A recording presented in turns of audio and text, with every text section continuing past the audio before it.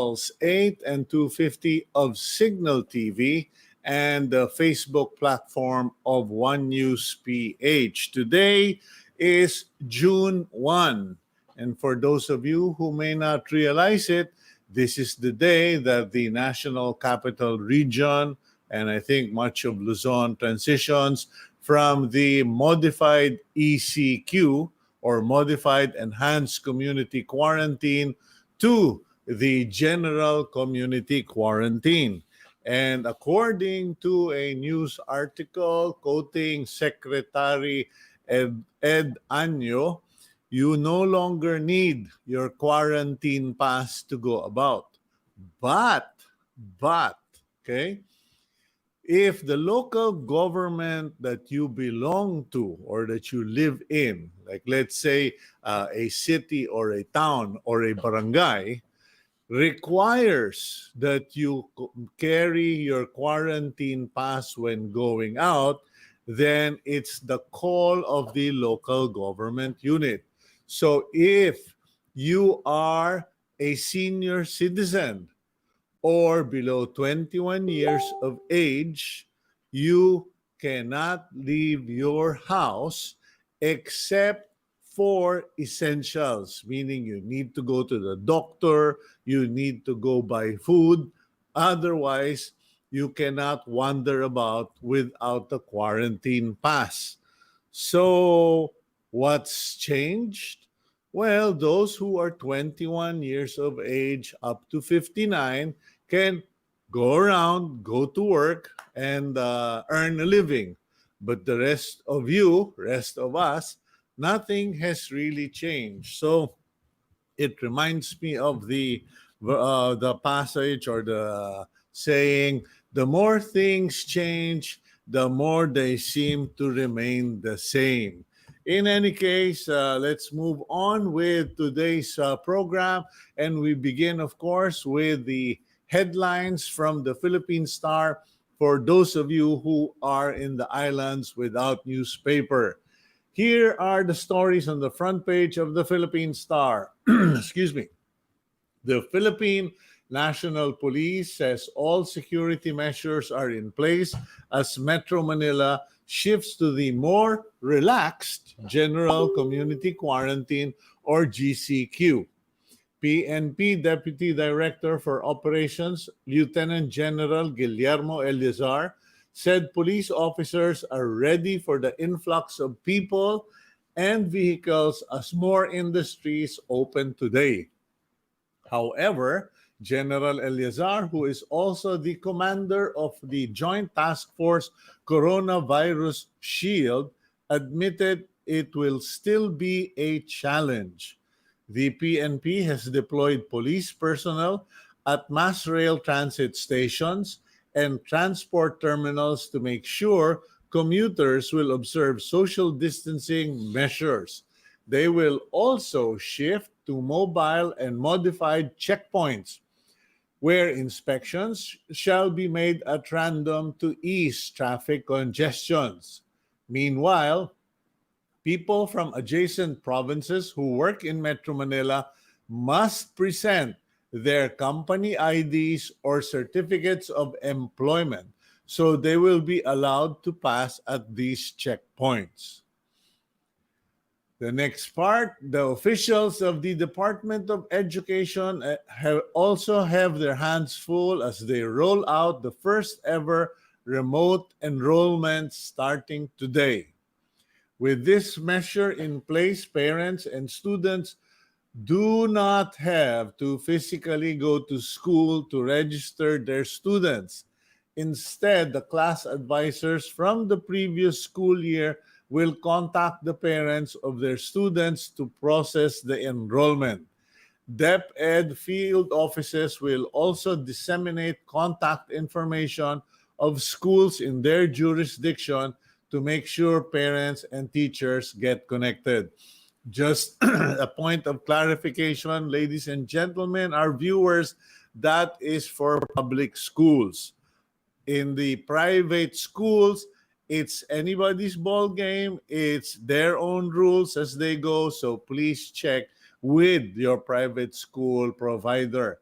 In other news, the Civil Aeronautics Board, or CAB, has advised airline companies to cancel the resumption of their domestic flights today. In an advisory last May 30, CAB Executive Director Carmelo Arcilla said that the Interagency Task Force on Emerging Infectious Diseases, or IATF, has yet to approve the routes for domestic services proposed by airlines. As such, CAB also ordered airline companies to stop selling tickets for the time being. The Philippine Star sought CAB's clarification on its advisory. However, Mr. Arcilla did not respond, while Chief Legal Officer Werlu Samodio declined to comment. Over the weekend, the Pope Francis called for a more just and equitable society, asking for the people to take action and end the pandemic of poverty. Speaking in a video message to mark the Feast of the Pentecost, the Pope said that everything will now be different as we live through this pandemic. He brands COVID-19 as one of the great trials, of humanity, and he says that from these trials, one can emerge better, but can also emerge worse. He says we now have a duty to build a new reality, particularly for the poorest of the poor. Pope Francis explains all the suffering will be of no use if we do not build together a more just, more equitable, more Christian society, not in name, but in reality. And that's most of the headlines for the Philippine Star today. And let's just do some public service here. I just received a message from the National Capital Region from the Director Clarence Ginto of the Land Transportation Office. Their offices in the NCR, I repeat, in the NCR, will be open beginning June 3. That would be, if I'm not mistaken, Wednesday. And they will start receiving and processing vehicle registrations and car licenses that were expired because of COVID-19 lockdown. So, if you have an expired driver's license or car registration, you have between June 3 and August 3, I believe that's 60 days, to renew your driver's license or car registration without penalties. Just renewal without penalties. So just go to the nearest LTO office, and they are reminding our viewers, you don't have to rush. That's 60 days, so wag po kayong sumugod sa Wednesday kagad. Okay, now let's move on to our program proper, where we interview the influencers, the news sources, the experts in the field. And for today, I will begin with a friend who is a veteran when it comes to disaster. He has been tested in the field, and he seems to have things down under control in the city of Tacloban. Let's go to Mayor Alfred Romualdez, the mayor of Tacloban City in Leyte, who also served as congressman. Mayor Alfred, good morning to you. Morning.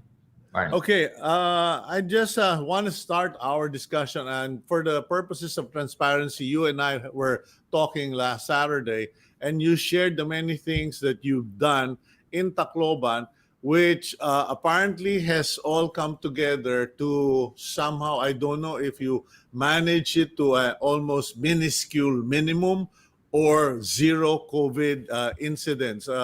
Could you please share with our viewers exactly how you started beginning in January? Because we're now in GCQ in Metro Manila, and the biggest fear of people is we're going to end up doing a round two if we're not careful. Well, Zito, this started actually way back about 8, 9 years ago when we got hit by H1N1. And during that time, I was advised by WHO to create now health centers all over the city and cluster barangays and have health centers there. And these health centers with the using the barangay health workers, using sanitary inspectors, always monitor these barangays for any outbreak, for any type of disease or anything that may happen. So we did this, we put this in place, and we also converted many of these health centers. We computerized it that we can monitor every individual that lives in that barangay.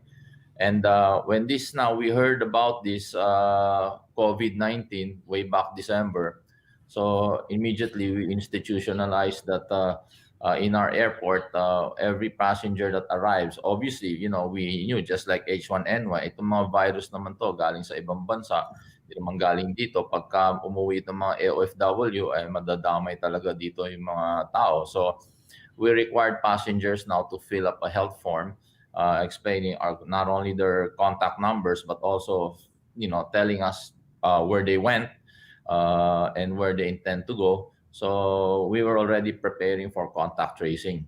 I And remember, I remember back then that we were just talking right after Christmas or before Christmas, and you were comparing notes with me regarding the severe acute respiratory infection incidents, because you were saying na namo-monitor ninyo that there have been a series of cases every month. You were like registering mga 30 cases. So even back then, back in November, binabantayan nyo na itong mga pneumonia, itong mga yeah. severe acute respiratory infections. Yes, because usually what happens, we monitor. Obviously, it's our office, the city health office, that issues death certificates. So I'd like to monitor, and we can see more or less that where our people are vulnerable at what particular month of the year, and we Mm. see that there is a rise usually by November, December, and all the way up to March. And we saw Mm. that there was a rise in death, in these severe or acute respiratory problem. So that was the cause of death. No, so it was alarming. And at that time, we didn't have really enough test kits, so we didn't know. So the best thing here was really we saw that this virus was coming in. It's highly contagious, and we wanted now to protect at the same time.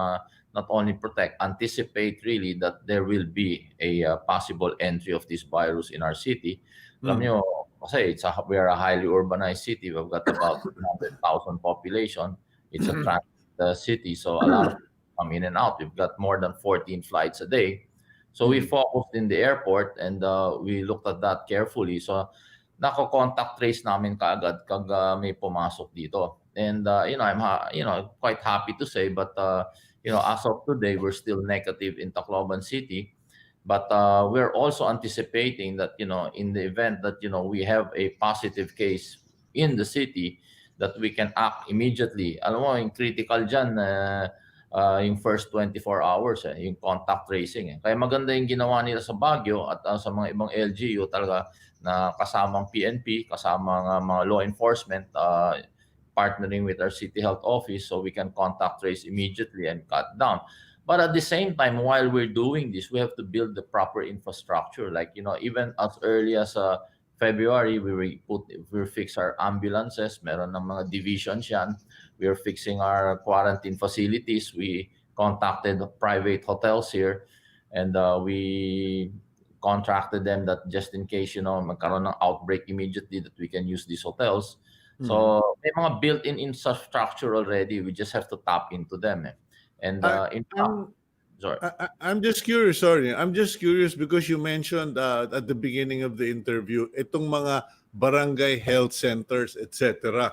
Because on the advice of WHO, a World Health Organization, during SARS and H1N1, because in many places all over the Philippines, and hindi ako naghahanap ng away, or I'm not being judgmental, but in many places maski hospital napabayaan eh. There are many places where hospitals were not even uh, ramped up. They did not expect an outbreak or a pandemic. But in Tacloban, you're saying that the barangay health officer is crucial, or ano ba yan? Nurse ba yan? Doktor? Could you explain that to the other LGUs listening in? Okay, barangay health workers, they're trained actually by not only DOH but also by the city health office. And they're volunteers. Many of them are nurses, many of them are midwives, and they're stationed in each barangay. In fact, they're the ones who monitor the condition of the barangay, of the people there. Because Mm. obviously, we have it year in, year out, like we have dengue. So that's, alam mo, like when you get dengue, immediately we have to find out where did the child get or acquire this dengue. So we have to trace it immediately. What school, where did he go to? So similar rin yan sa COVID-19 eh. Pero we have dengue in and out. It comes, hindi pa namin talagang, controlled. So the best thing you can do is just monitor it. We've got cases of tuberculosis that's still around there, and that's also highly contagious. So with all this, puno na talaga ang trabaho. And the barangay health officer, together with the sanitary inspectors, together also with other agencies in the city government, monitor this. Dito nagtutulungan. And Oh, okay. it's very crucial. That's why we also conduct medical missions also every month. So we Mhm. can monitor, these cluster barangays, and we do it there. Yung sanitary health officer or sanitary inspectors, because I think that's a responsibility or a function that has not been highlighted during this pandemic or during this ECQ. Parang okay, binabantayan natin kung sino yung may mga sakit. But a doctor friend of mine in Rizal Medical Center said, Cito, we can fix them, we can cure them, but they will all go back to the squalid, dirty, unhealthy environment that they live in because they don't know any better. Kasi ang thinking nila, mahirap kami, normal lang ito sa amin. In Tacloban, what is the policy of the city? We're very strict with that, because, for example, you have got some junkyards there that have old tires, and that causes, dengue. So immediately, sanitary inspectors, they go around, they inspect, especially pagka may case ng dengue, saan galing yung bata, saan umikot yung bata. Tapos ite-trace namin yan eh. Tapos and then we enter facilities and we check them. For example, sanitary inspectors check restaurants, and then we check, their facilities there. So they have to be very active. But, syempre, sa katagalan naman, gobyerno yan, nagiging complacent din. So we also have to reshuffle them, and we have to put safeguards, and para mga, you have to always check them. Ganoon talagang nangyayari. But lalo na ngayon, you've got this pandemic. It was a wake-up call really with Yolanda. Because when that happened, I realized that, most of government employees and officials are trained for public service. But there are new things now. Like, for example, how do you deal with a disaster? Although ngayon lang talaga, bata pa itong CDRM na create. So, are they trained? What are they, what is their experience here? So, it's really difficult to make the LGU move because it requires experience, it requires technical help. But many LGUs also cannot hire the proper people under the highly technical people because they cannot afford the salaries. So talagang kailangan ng tulong ng national government. And but that's why it takes years. It's really very difficult because it's expensive. Like, putting health centers alone, we have more than 10 health centers all over the city. So it requires now you have to put nurses there, you have to put people there. It's handled by the city health office. So magastos talaga yan. Pero at least, in the long run, what we were afraid of even before was shutting down the economy of the city, just like what happened during Yolanda, no? Pag Mm. nag-shut down ang economy dito, apektado yung buong region. And we have 6 provinces here. And we are the gateway, to the region. So it's very crucial. That's why, Sito, if I may add, no, Yeah. sometimes it's very difficult because, obviously what's happening in the national capital region, they come up with policies and it has to be across the board throughout the country. But dapat bigyan ng konting leeway yung mga ibang rehiyon. Other regions should be given some leeway, especially with highly urbanized cities, that they can have some leeway in order to attack this, no? Because kailangan talaga tailor fit yung according to your geographical location, according to the condition, and according to your capability. So we have to come up with policies that are local, that really can, control these disasters. And we have to also tell the people that ito hindi permanent, paiba-iba to talaga. Minsan nagagalit ang mga tao, sinasabi, oh, ito naman ngayon, oh, bago na naman, oh, iba naman. Talagang ganyan yan. Pagka disaster yan, paiba-iba yan. But always moving toward the same direction, toward recovery. But we are moving now to make it faster because we don't have that resources and we cannot afford to make many, many mistakes. So, it's very crucial during this time that people have to understand. And, we have to understand also what is national in scale and what is local. So they understand that. Kasi ang mahirap dito, may batas pero hindi naman naintindihan bakit nilagay yung batas na yan. Hindi nila naintindihan what. That's why even as early as now, we started educating our children here about dengue. What is dengue? So they know, so they can protect themselves. I think it's about time our children should be taught in school these first few weeks. What is COVID-19? What is that virus? What can it do to you? And what can you do to protect yourself? And I've heard that. This is the second, if not third time I've heard that we need more education, we need more information. You're talking about the medical aspect, but a number of our guests and my friends have said, Sito, kailangan magkaroon ng public information. And one would assume na meron namang 11 o'clock at 12 o'clock, sinakop na nga ng Malacanang yung 12 o'clock news sa kanilang pressers. One would think that that's sufficient, but apparently the right message is not being provided. What's your take on that, or what's your reaction to that? I think DepEd should come in. They should come in and actually tell their teachers, and start educating the teachers also. What is this pandemic? And making them aware of, how to disseminate this to the students and how the students should protect themselves. I think importante ngayon yun eh. In every disaster, it's also partnering with the private sector because it's very crucial. Like now, we're talking about sa DepEd, magi-internet na lang sila, itong mga klase and all that. So I'm looking now as partnering with all these internet cafes because that will help. Because, internet cafes, they spend a lot of money. So mabilis ang internet nila, mabilis at very capable. So maybe if we tap them in order to help, that this can be educational centers also in our city. So we're also looking at that.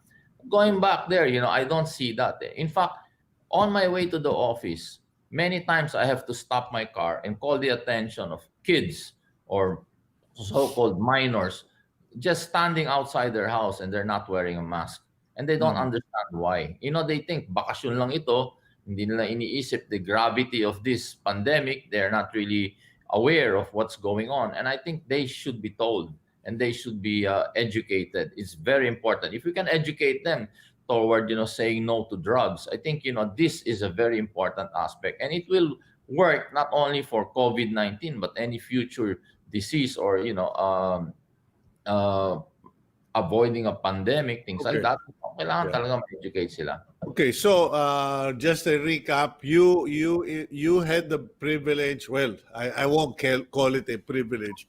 You went and survived, you went through and survived Yolanda, all of Tacloban, and you learned valuable lessons from that. I remember you telling me at one time, if you don't learn any lessons after burying 2,000 people, you are hopeless. Now, you learned your lessons from Yolanda. The World Health Organization told you after H1N1, you better strengthen your barangay or your local health units and personnel. And then you toughened up and rationalized arrivals at your ports and airports. And you're talking about educating children at the lowest level so that they know what their future is in terms of pandemic, diseases, etc. And then you mentioned about working with the private sector, and in particular, you are now going to work with the owners of internet cafes to help the DepEd in their return to school program. What other areas? Because, last week, ewan ko this week kung yung pa rin ang kabaliwan namin dito sa NCR, everybody kept talking about testing. And when I say kabaliwan or madness, it's because it turned into a fight between those who are for PCR testing and for those who are for rapid testing. But I'm hearing reports na niraraket na rin itong testing na ito. What's the situation in Leyte? What are your thoughts about this? Well, yun ang problema because you've got the rapid tests. Rapid tests, LGUs are, buying rapid testing, left and right. And I don't know the prices here, there's really no control on, how high it should be and ano ba talagang presyo nito, no? But my point is, why are we doing rapid tests and eventually after the rapid test we release them to the public? We release these people. I mean, what's the point of doing that? That's why when I mentioned in your show a couple of weeks ago, I would rather put them in airports and terminals before they leave the NCR. They get tested. If they're negative, then they board the plane, then they leave. But if you test them like publicly, even putting a drive-through testing, but eventually, he's still gonna get that. Like hindi na walang assurance. So you're gonna test them every week. So what happens there? Is it what parang it's useless Walang gamit nakikita ko. That's just my personal opinion. Now, what's happening with these test kits? We're focusing on test kits. I'd rather they focus on building health centers. They focus now on studying how they can monitor the public. At least that's going to be good for the next 50 years, And when you have that, mas madali yan. Kasi itong rapid test na to nakikita ko ano bang magagawa mo? Let's anticipate. We are anticipating in Tacloban any day from now, we're going to have 1 or 2 positive here. And we just use that when we see the symptoms. Okay, lagyan mo ng bigyan mo ng test kasi, may symptoms na malakas. Ito, lagyan mo.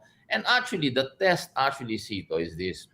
Because they test you because they cannot give you the medicine to cure you, especially if your symptoms are very clear. But and they give you the wrong medicine, it can cause, really it can cause death, in someone. So that's why they came up with this test. Tinetest nila yan para sigurado ka meron ito, then they can give you this particular medicine. Yeah. But if it's to test them to find out whether they're positive or negative, mahirap yan So I don't see that. But the public should be aware. I mean, okay, let's talk about when HIV came out. Okay, then they say, okay, if you practice now safe sex, you're safe. At least 90% there. Here, you have COVID-19, you wear a mask and you do social distancing, 90% you're safe. Let's emphasize that and let's make sure. Let's come out with laws. Let's institutionalize that while we have a pandemic and be very, very serious with that. Instead of, kasi ang nangyayari, the public will be, complacent because sasabihin natin, nandiyan naman yung police, nandiyan naman yung military, may checkpoint na yan. Ako sinasabi ko talaga, kaya lang ng gobyerno, maybe 20% of the population. They cannot handle everything and all. Kailangan talaga yung public, private sector, mag-partnership dyan, have a clear understanding of what do we want to do here. How do we want to address this? How should we address this? And when? We have to do it immediately and now. Okay. Now, my question to you, Mayor Alfred, is this. You are going to let in those students, or are they already, those college students, high school, are they already in Tacloban City, number one?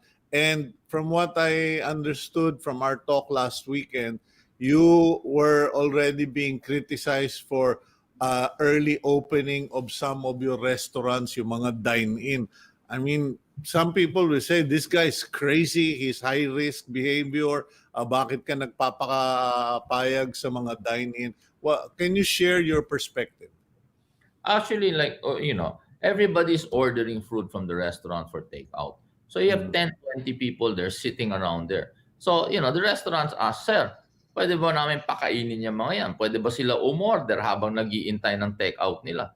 So, okay, let's do that as an experiment. And then let's see, like dining. Because you're saying, tama rin sa discussion natin Yung mag-asawa, they share the same bed, they share the same house, they share the same room, but they can't back ride in a motorcycle. Mm. What's this?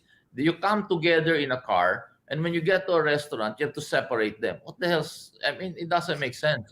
So Yeah. sinasabi ko nga, ito nga, sabi ko, total, sama-sama na sila dyan sa isang kwarto at nag-iintay sila ng order nila. Pakakainin mo lang, ba't hindi mo na pakainin? Di pakainin mo na, because sa totoo lang, itong mga nangyayari, lahat naman to experimental. So since, I took the liberty of saying, okay, start feeding them there. Anyway, based on what we see here, we're zero so far. Zero Mm. tayo. Wala pa ng positive dito sa Tacloban. Gawin natin yan, closely monitored. And, you know, we can see, hindi naman galing labas eh. Hindi naman galing labas yan. So, it is important na when you see that there is some room to push for the economy to move, push it. And then if you can see, kasi lahat to, kaya sinasabi ko, lahat kailangan subukan. Subukan lang muna natin to, itong ganito, tapos we will get somewhere with this because everything here is experimental. That's why everything's changing. Every Mm. day, nag-iiba ito, nag-iiba ito, nag-iiba.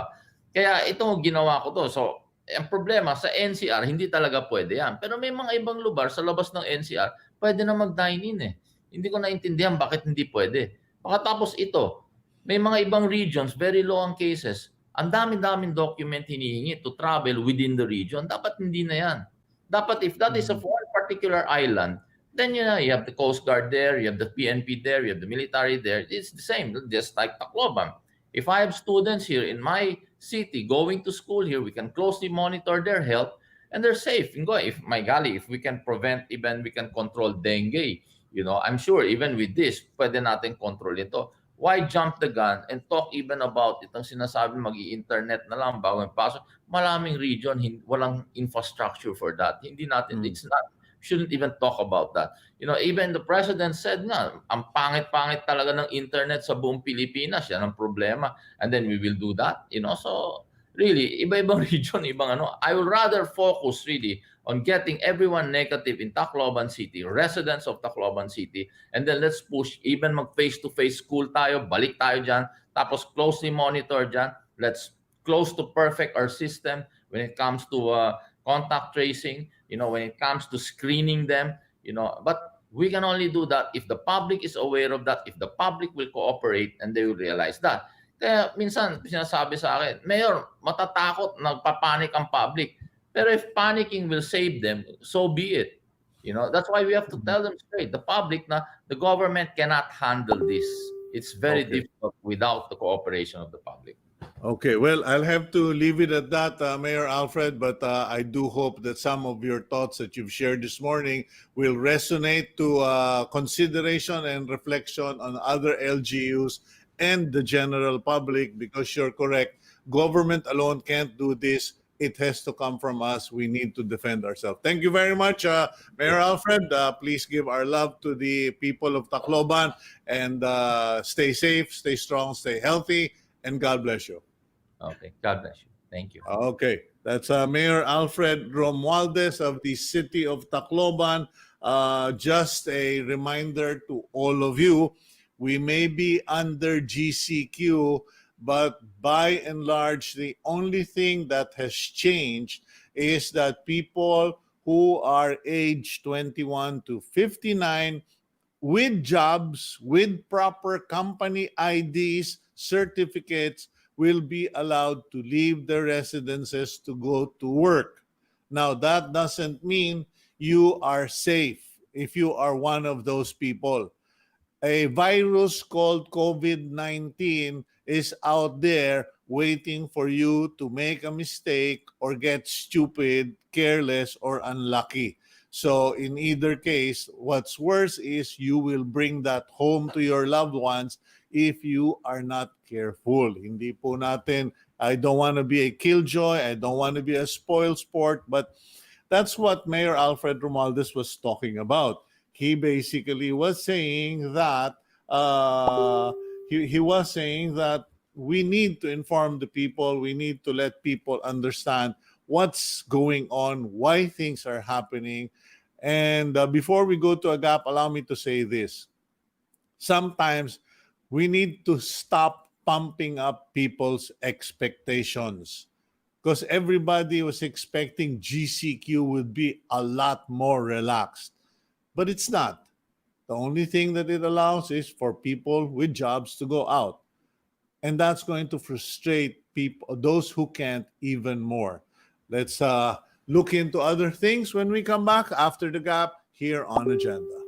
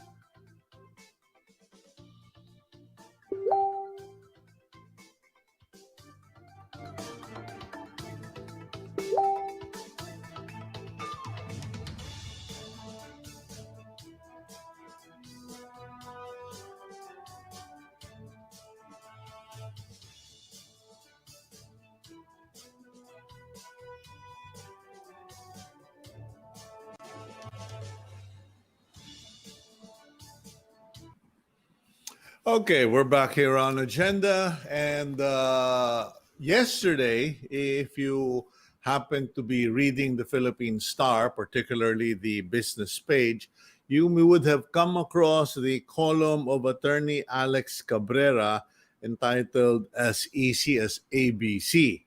Now, I think ABC is Alex B. Cabrera. But in that column, Attorney Cabrera, our fellow columnist, was talking about the fact that we should be a preferred direction or go-to place for investors and companies who've decided to pull out of China for many reasons. There are companies who decided to pull out of China after the virus, because I guess, after SARS and then H1N1 and then now COVID-19, some of them just decided enough is enough. We can't be constructing in an area that's always coming out with viruses. Others are more on the, well, it may be cheap, but it's not easy, so let's just get the hell out of China before we get the China virus. Now,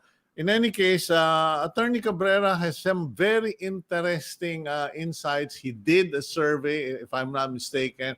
Plus, he wrote an article, and it's something worth discussing. If Attorney Cabrera is available already, let's check that out. Attorney Cabrera, are you there? Yeah. Hi, good morning, Cito. Thank you very much for the invitation. Okay, Attorney, I read your column yesterday, How to Catch Investment Fallout from China. And you did the survey, and you were apparently disappointed or alarmed that, we are not the preferred go-to place. Most of the investors prioritize investing in Vietnam, although we came in second. Would you be kind enough to elaborate on the article you wrote yesterday for with our viewers, please? Yes, Cito, thank you for the opportunity.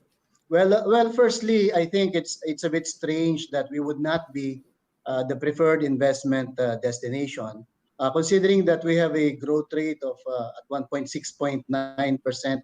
We've been leading the growth rate in Southeast Asia for during the last decade, and so I would think that the logical move would be that the Philippines will be the preferred investment destination. So I started. I stopped speculating and went for a survey of our Japanese businesses here in the country. And what I found, although it's ideal to survey, of course, the headquarters in Japan, they're quite in touch anyway with the thinking in Japan. And as I said, they they're faulted to move in unison sometimes, earning Mm. the money for Japan Inc. Well, based on the feedback, the number one go-to destination for them is Vietnam, with Philippines coming in second. And if I may Okay. mention, Indonesia is third and Thailand is fourth in their list.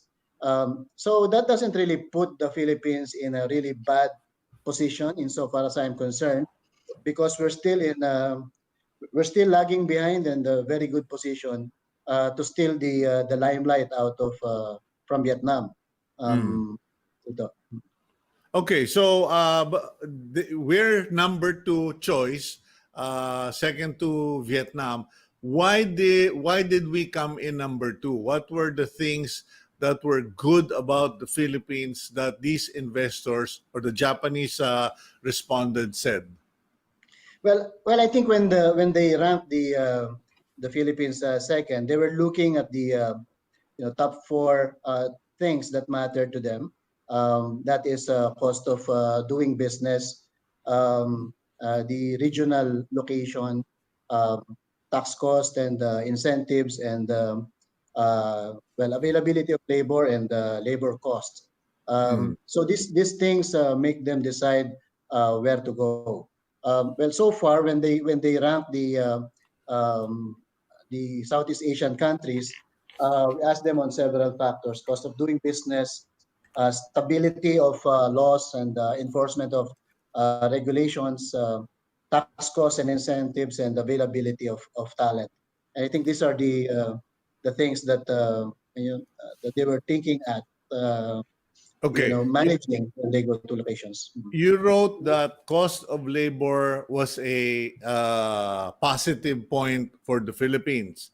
However, you also said that while cost of labor and availability of labor is a point for the Philippines, the cost of doing business in the Philippines was a point against it, which I found strange and ironic because I know personally, because I've worked alongside the DTI, Mon Lopez, and the other people behind him, at pushing for this law on ease of doing business. There's in fact the anti-red tape authority already. What did the Japanese say regarding the cost of business in the Philippines?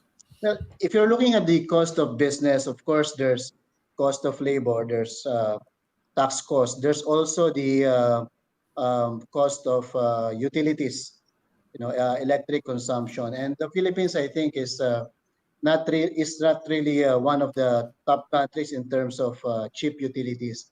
But to that, I would say that the reason why other countries in the Southeast Asia have cheaper electricity than ours is because the government is subsidizing the fuel consumption in these countries. In Mhm. fact, if you will remove, we looked at that actually, and you will remove the fuel subsidy or the subsidy on this electricity costs, that the Philippines will come out just at par with the electricity cost in these other Southeast Asian territories. Okay, so Mm, power cost of electricity utilities is expensive because yes. it's not subsidized. But the ones who spoke well of the Philippines were companies that were located in the economic zones, PESA zones. Now, what did you discover there in your survey? Yeah, well, it's a bit ironic, Cito, because to be fair, the Philippines' ease of doing business has begun to improve in 2020. In Yeah. fact, in 2018 and 2019, I think we are ranked 120 plus, but in 2020 we are ranked 95th, if I'm not mistaken. So Mm. that shows you that the general environment in the Philippines is beginning to improve, and that is probably because of the ARTA law that was passed. But doing business, ease of doing business in the Philippines is still a journey. It's still a challenge, Cito. But Yeah. ironically, in the zones, they're saying that they're staying, and one of their key reasons why they're staying is the ease of doing business in the zones. And this is largely because of the one-stop center from PEZA, which allows them to communicate with one government agency. And the communication with one government agency is possible because of the gross income tax rate that includes national and local taxes already in that one rate. And that's Mhm. why I said that there's an opening here to preserve that ease of doing business. Then we need to preserve a singular gross income tax rate that is acceptable and that will carry all the national and local government costs or taxes to allow registered enterprises to deal with one government agency and preserve that simplicity. Okay, we are essentially just experimenting, testing, rediscovering business models now. In fact, I mean, to be honest about it, today is our first day at finding out if we still have a business or not, if we have jobs or not, if we have a future to speak of. Now, you mentioned in your article that 63% of the Japanese respondents were essentially appreciative of the gross income tax, the incentives, etc. But I got lost when you mentioned that there seems to be a difference, or there should be the government should fix this problem with the GIT, gross income tax, for export companies versus companies that are dealing with not only export but with the local market. Yeah. Well, Sito, I think we need to put some things straight here. Okay. The create bill is very good for domestic market enterprises. Okay. We would The create bill is the former Sitira law that has now been remedied or massaged, and now they call it create. Go ahead, attorney. Yes. So the create bill has two parts, if I may call it that, Sito. One part is for domestic market enterprises, and the other part is for incentivized enterprises, a large part of which are the export sector. No? It's the export Hmm. sector. So insofar as the domestic market enterprise is concerned, the create bill is good. It immediately lowers the corporate income tax that we now have from 30% to 25% in one blow. And this has been the advocacy actually before, even when the Cetira bill was being processed pre-COVID. But now the government allowed that 25% in one blow, and it's going to further lower that rate to 20% by 2027. Although the president can stop the lowering of the rates further, depending on the amount of deficit that we have. Hmm. That being said, the reduction of the 30% to 25% is an immediate stimuli for everybody, right? Yeah. Because it goes directly to the corporations, and they don't even need to apply for a loan. And it's like the direct subsidy from the government. So that is actually very good. But there is another part of the bill, which is the incentives rationalization. And on this side, I think it has worked quite well for the country. I mean, the Philippine Economic Zone Authority, the proliferation of the zones across the country has been very good for the Philippine economy. It's been very good for employing people. And this is Okay. the other part that's being touched by the Create Bill. So if you will look at the Japanese survey, uh, there are incentives that are very important to them. The 5% gross income tax, the tax and duty-free importation, the VAT exemption, and the one-stop center. Um, but among all these incentives, they cite that the most important is the 5% gross income tax rate. Now, under the Create Bill, come 2023, this 5% CITO will become 10% gross income tax. So when we're talking about the gross income tax, you're talking about gross income, sales less cost of sales, and then you have all the rest of your expenses there below the line that is not directly related to the production of goods. That's how you get your net income. Now, your net income under the Create Bill for domestic market enterprises is subject to a 25% tax. So it's a 25% net income tax versus the gross income tax applicable for exporters. And that rate after 2023 will now be 10%. Now, based on the data that we have, this 10%, save for a few exceptions, is actually much higher than the 25% net income tax applicable to corporations in general.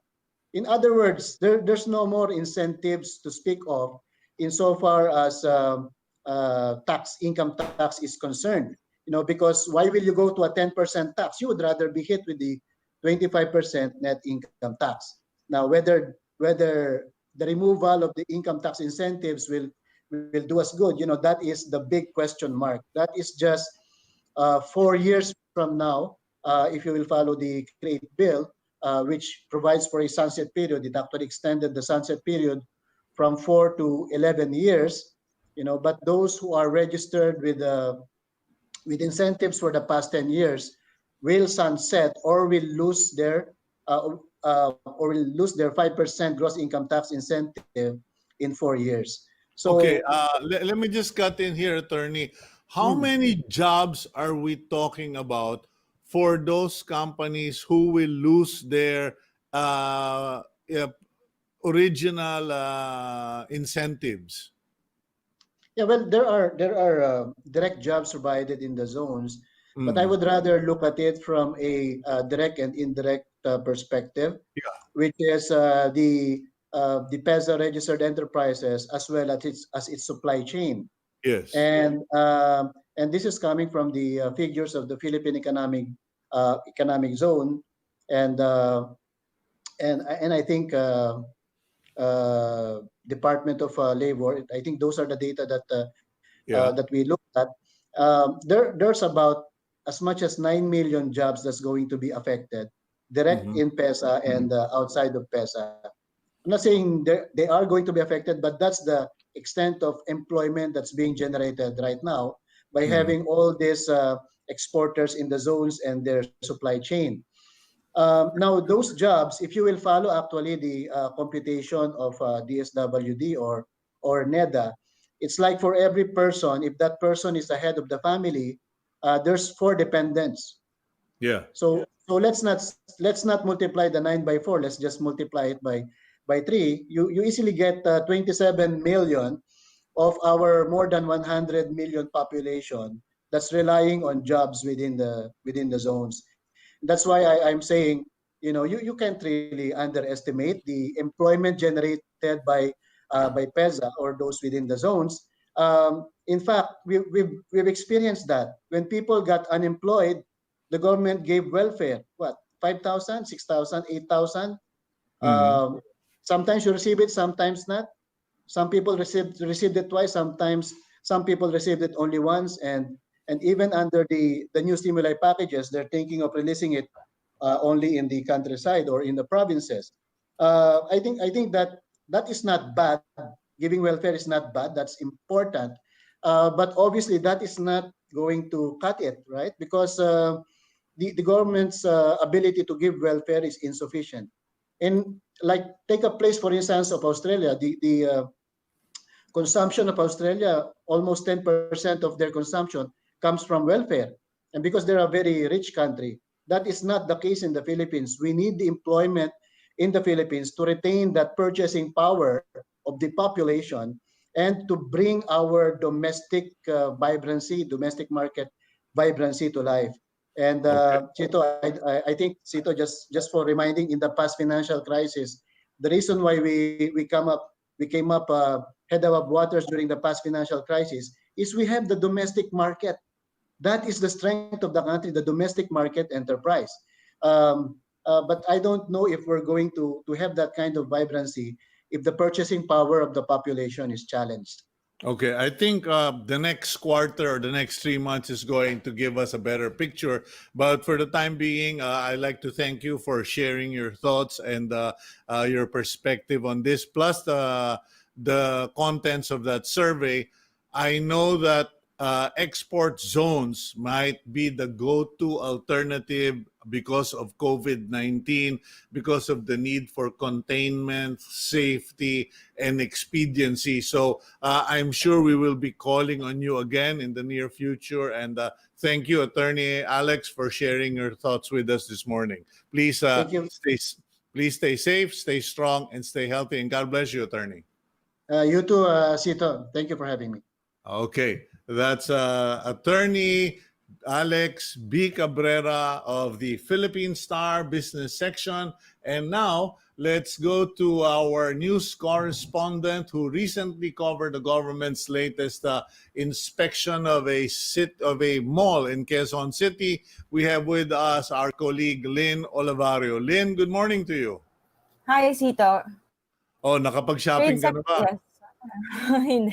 Sumama lang tayo kahapon sa sa inspection ng DTI. Okay. Could you give us an idea of what happened, Lynn? Mm-hmm. Yeah, Cito, so Trade Secretary Mon Lopez, National Task Force Against COVID-19 Chief Implementer Carlito Galvez Jr., and House Committee on Trade and Industry Chairman Wes Gatchalian, they led the inspection of various establishments at SM North EDSA yesterday. They also checked the demonstrations of several restaurants on how they plan to accommodate dine-in customers. The officials first went to Hypermarket, the grocery in the said mall. While they checked on stocks and adherence to suggested retail prices, the inspection expectedly focused on implementation of safety protocols. Their assessment, the grocery must use bigger signages and floor markers to better implement social distancing. But they were happy to see the gradual return of customers, which bodes well for the steady rise of business. The officials also went to Cultura, a retail shop that is operating on a reduced manpower, and only 60% of their branches will open. So one reason for this is that there are not enough means of transportation for 100% of their personnel to be able to report to work. Cultura safety measures include limiting the people inside a store to 50 customers at a time. They also have visual cues on the floor directing foot traffic. So Cultura AVP Sheila Tan adds that their clothes are disinfected in a box overnight using UV light. They're also following the Quezon City LGU's mandate that prohibits customers from trying on the clothes. But if already allowed to have the customers try on the clothes, the items will not be put back on the display rack without having been disinfected. Over at Shakey's restaurant, their dine-in demonstration showed that their new normal measure is 60% less of their regular seating capacity. They're also assigning a restaurant safety officer, a new position they just created. So every 15 or so minutes, they will ring a bell as a signal that staff and guests should sanitize. There will only be 2 customers allowed per table. If they're members of the same family, no more than 6 allowed per table. At Tim Mohoan, they have a free Wi-Fi and QR code on the tables so customers can make their orders on their phones to minimize contact with the waiters. They will likely open to only 20% of their regular 100 packs seating capacity at a time, with seats arranged a table apart. There's a UV room for PPE disinfection and a UV box where all deliveries will pass through before being brought to the kitchen. At McDonald's at SM North, visitors will have to log in their info for contact tracing, and all will be subject to temperature check and sanitation procedures.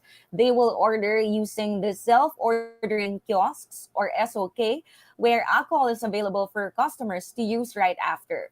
So those who will pay using cashless modes of payment like cards and PayMaya can just wait at designated spots, while those who will pay in cash shall proceed to the counter, where there's also a partition to protect both the cashier and the customer.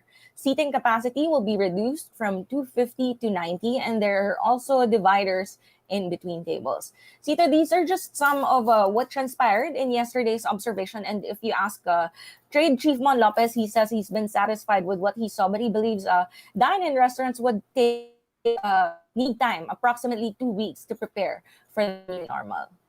Okay, Lynn, do you have any idea how much customer or traffic these outlets are expecting? Because most of the Shakey's customers are below 21. Most of the Cultura customers are above 60. So ang mga tao sa labas, mostly workers, are they expecting a lot of people in the malls? I don't know exactly how much they're expecting, but Congressman Wes Gatchalian spoke to the mall owners. They said right now there's still if I'm not mistaken, 30%, 20% opening rate. 20% only of the establishments in SM malls have opened. But today, on the first day of the GCQ, they're anticipating 60% of the establishments will already open. And in the MGCQ, 80% of the establishments will open. So, the increasing number of establishments in the mall should give us an idea of also of the people that are bound to increase, customers that are bound to increase in the malls. Well, we really appreciate your report, Lynn. That's very thorough, and actually, I think it's the first time people have seen that ultraviolet box that deliveries go through. Kills practically anything when you stay there long enough. It might even kill your skin. But in any case, thank you for your report today. It was thorough and very informative. Please stay safe, stay strong, and stay healthy, Lynn. And we'll hear more from you in the coming days. Thank you, Cito. Okay, that's Lynn Olivario, our news correspondent at TV5. And that's a hopeful picture, at least. Cultura is a well-known outlet for a lot of Filipino handcrafted stuff, pasalubongs. A lot of our friends go to Cultura to buy Philippine products when they're going abroad. For gifts, and of course the pizza outlets and all the other outlets there. I have friends who are excited to do that, but you just kind of wonder. We were supposed to have a Bible session today here in my house. Everybody wanted to get out of the house and just drive over, and I said, sorry guys, I am just not confident about opening the gates to people. And if you have 4 or 5 people in your house, if one is asymptomatic, it's kind of scary. So let's all be careful. Let's go for a break. We'll be back after these few reminders.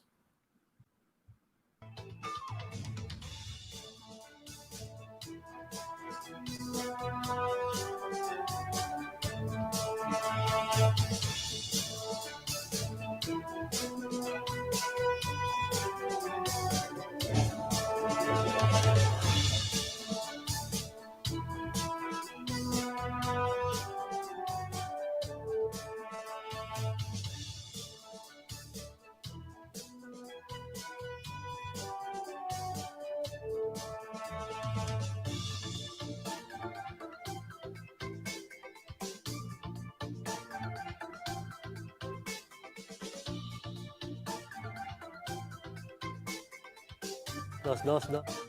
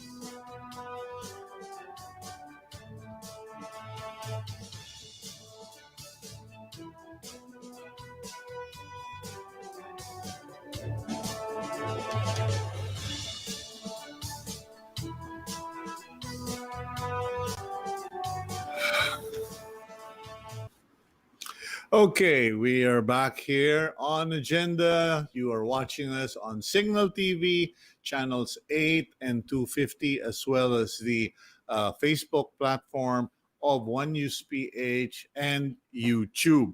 You may have remembered what Mayor Alfred Romualdez mentioned earlier regarding the problems with connectivity all over the country, and you might be inclined to be critical about the telcos, but I would be the first to come to their defense, not because Signal TV is a sister company of PLDT or Smart, but because I've actually I wouldn't say I wouldn't call it worked with, because I never had any work professional engagement with them.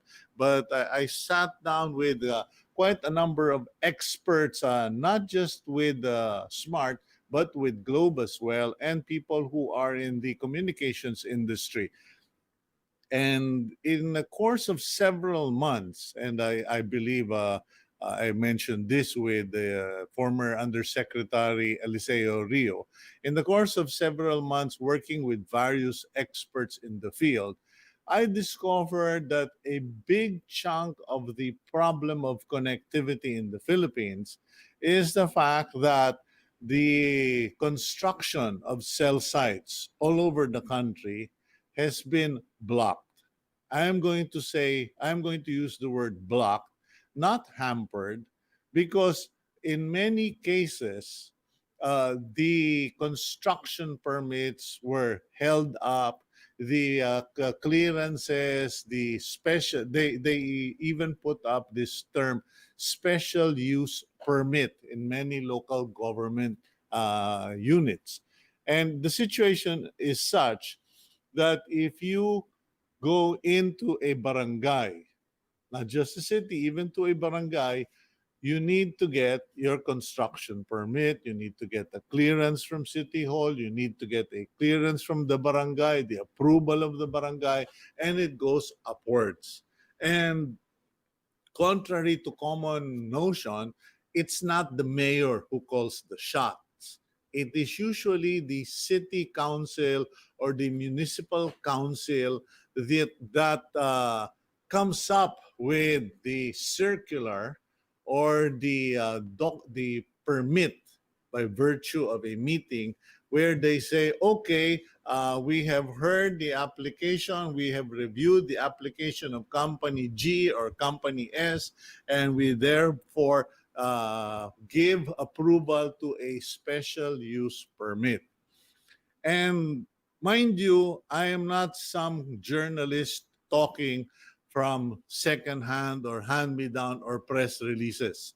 I'm talking from personal experience because I have seen how this process can get so convoluted from the barangay level going up. All over the country, there have been so many incidents where a barangay chairman will ask for anything from 10,000, 25,000 to 50,000. And if you're shocked by that, then you have to go to the council. And of course, you have to give every member. And I'm not saying all councils are corrupt, just in about 100 or so councils all over the country, which has made it nearly impossible. I'm being generous. 100, try 1,000 councils where they have actually asked for money, and it's for a special use permit. So more often than not, it's the mayor that gets blamed, but it's not really the mayor who's at fault. So in any case, then aside from the special use permits, then you have the New People's Army or the allegedly New People's Army, because there are two groups of bandits there. The NPA will ask for revolutionary taxes, and there are the pretending to be NPAs who are actually thugs, goons with guns who send you a love letter and tell you if you don't give us X thousand a month, we will first kill your workers, or we will burn your facility. I know of one area where they first terrorized the workers, gave them a visit, and then after that, they beat up the workers or the security guard, and then finally they torched the place. So those are the challenges. Now, that's out there in the boondocks. That's out there where, the police can't get to them right away. But here's the thing. Right here in the National Capital Region, let's deal with places like Dasmariñas Village, like Forbes Park, like all of these exclusive villages all over, or in the center of Metro Manila, so to speak, where you have highly educated, highly urbanized, allegedly highly informed individuals who will talk about, oh, there is radiation, there is this, there is that. It's not good to have a tower in the middle of the village, etc. And yet, ironically, they're the first to scream and rant and rage and bitch about poor connectivity. I was reminded of one person who couldn't get connectivity in his place in Valle Verde. Now, this is not an antenna related or cell site related thing. Uh, sometimes it can also be your phone. I remember a spokesperson for the telco once saying, sometimes it's not really our fault. It could be the phone that you used. And this individual and I were sitting next to each other in living room. And this individual said to me, Kuyang, grabe naman, I can't get a signal. And we were subscribed to the same company. And I said, that's funny. My phone is registering four bars. What is your phone? It's only one bar. I said, I think it's your phone. It's not the company. So there are many people in the Philippines who are complaining about connectivity. It could be your phone. It could be your homeowners association. It could be the barangay captain. It could be the city or municipal council. It's not always the fault of government or of the telco. Sometimes we are the problem, our friends, our relatives, and our instruments. So please think about that, because like me, I tried company A, company B, technology this, technology that, and then finally I said, let's go to PLDT. Let's try the how do you call this? The cable online connection, and that's why you're seeing us here on Agenda. Anyway, let's go to our next and final guest. He's been a regular of Agenda until COVID-19 hit. Let's find out from the court administrator of the Supreme Court, Mr. Midas Marquez. Good morning to you, sir. Hi, good morning, Cito, and good morning to our televiewers. How have you been doing during ECQ to GCQ, sir? Well, the courts were physically closed, no, during the lockdown, but they can be accessed through hotlines and the internet, and we held a number of video conference hearings, no, during the last month. So you also have been working from home like us. Well, mga once, twice a week, I have to go to here in the court, no, to Okay. because there are some documents that we have to release and everything, no? So, but yeah, but mostly work from home also. Okay, everyone is fine in the family. I mean, I know it's not a normal path to be asking my guests how they are, but if there's anything that COVID-19 should teach us, it's to ask to ask first about how people are doing, and that's what I want to do here. How's your family? How are the kids? How's the wife? Okay And naman. Okay, yeah. oh, Okay naman, uh, Sito. Thank you for asking. They're all okay. We're all safe and doing well. Thank you. Okay. Okay. So you've been working, and now we are rolling to GCQ. What does that mean in terms of the courts, the Supreme Courts, etc.? Because I passed by a car recently, nagkasalubong kami, may ang laking karatula doon sa windshield, lawyer. And I was saying, hindi naman yata kasali yan sa mga list of exemptions, or baka kasali. That's why we decided, hey, let's check on the status of the courts. Well, the courts are now all physically open. They should be already doing in-court hearings. But of course, video conferencing hearings are also still allowed, no? Especially if a case involves what we call yung persons deprived of liberty, no? Ito yung mga inmates, no? Okay. Whose cases are still pending in court.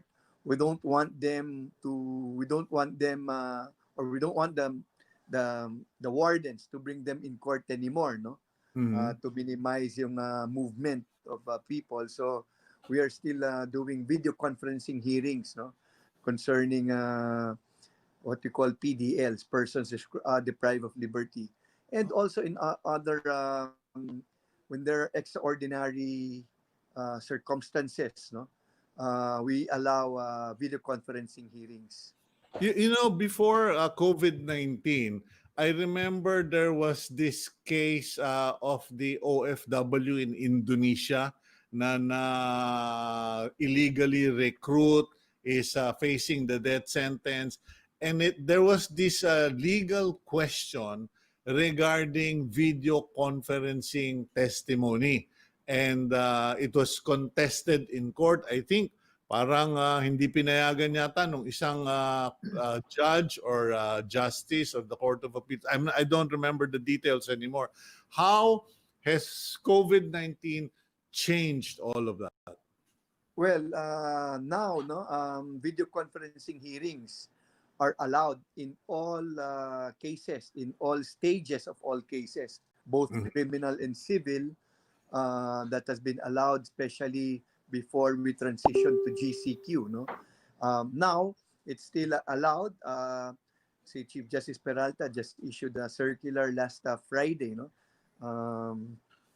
and in that circular, it's very clear that the conduct of video conferencing hearings are still allowed. No?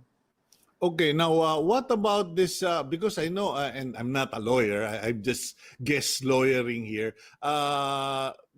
Di ba there is a requirement of law that if there is a hearing, the accused or defendant must be present and must witness the proceedings in court. Eh, kung yung ating defendant ay nasa presinto o nasa Muntinlupa and the lawyer is in Alabang or in Ortigas and the court is in Manila, paano yun nangyayari, sir?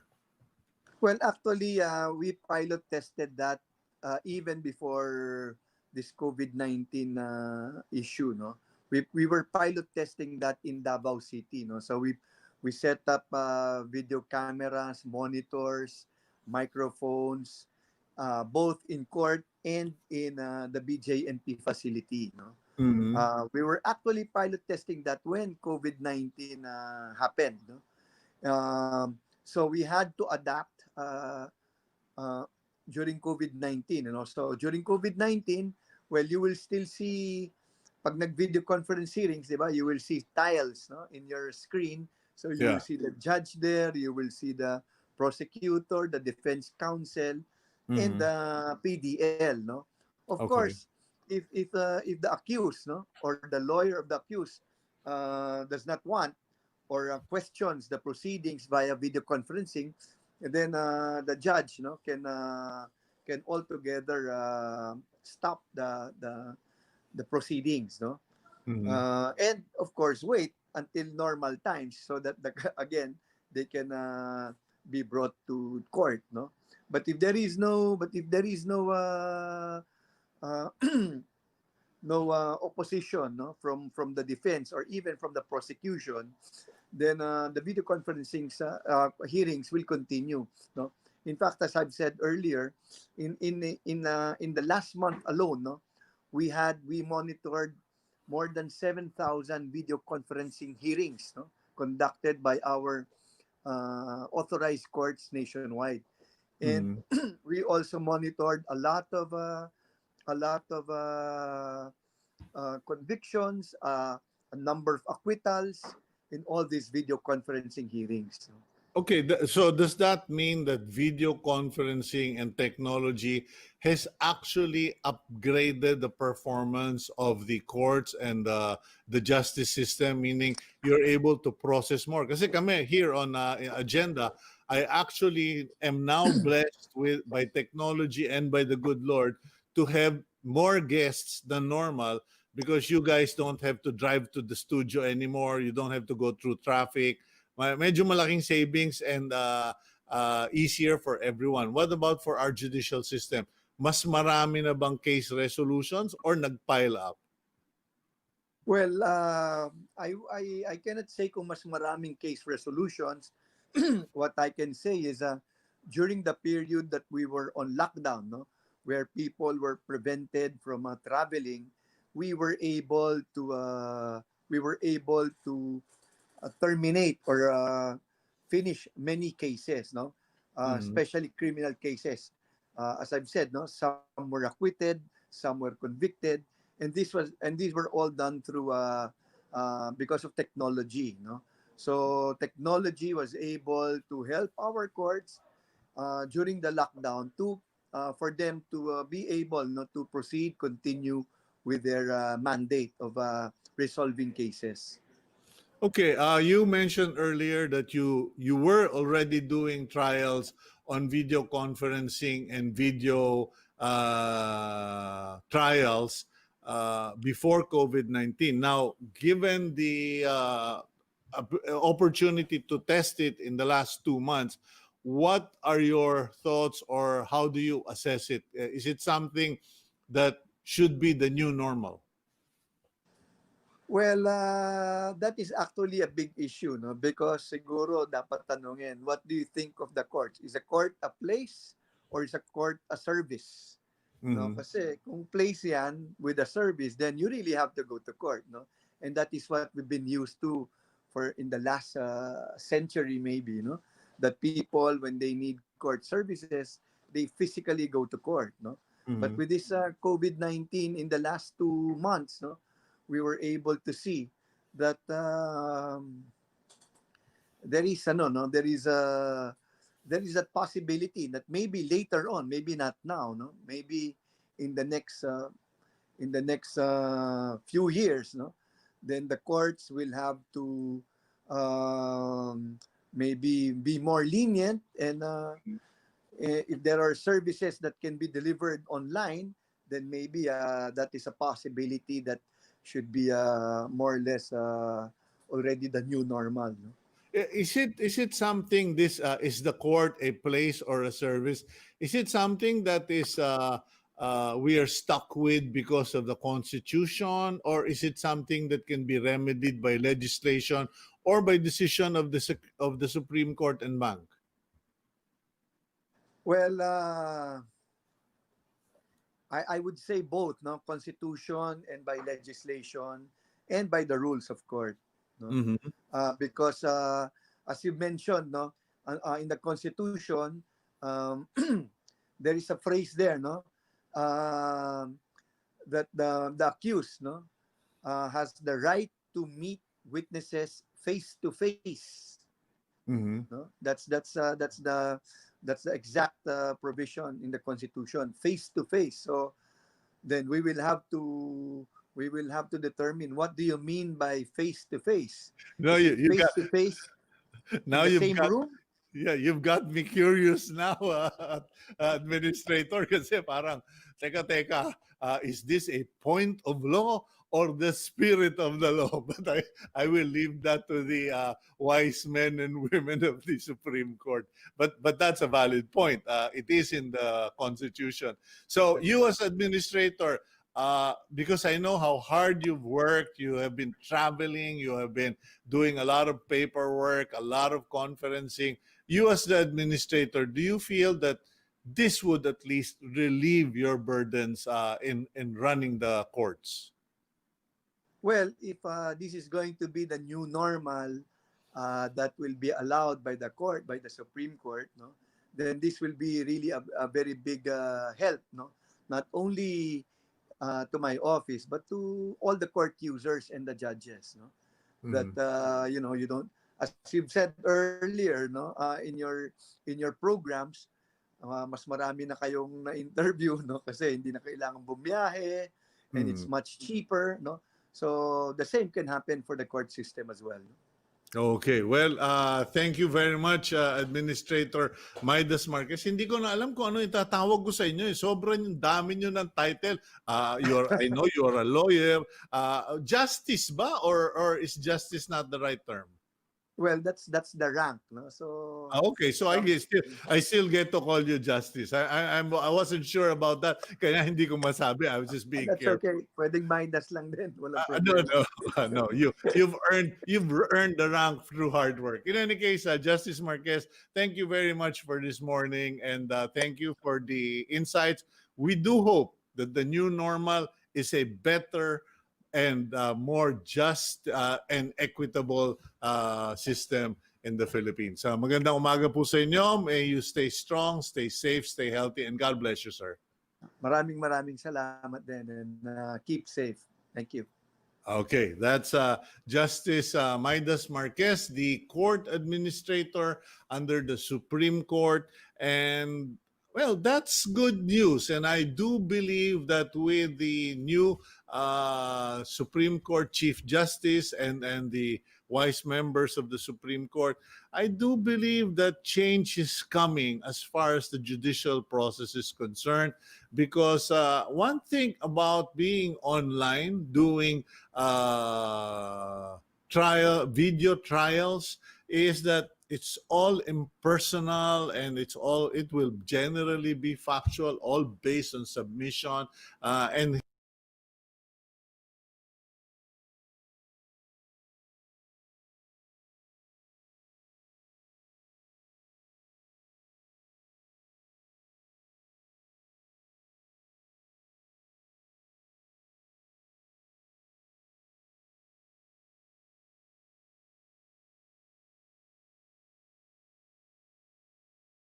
they can call it enhanced, they can call it general, they can call it what they want.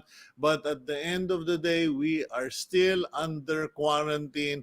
Only those who are 59 to 21 with jobs, with transport, with valid identification cards are allowed. And more importantly, with a bottle of alcohol and face mask to stay safe, stay strong, stay healthy, and may God bless all of us. And we thank you for being with us. I'm Cito Beltran, and that's today's agenda.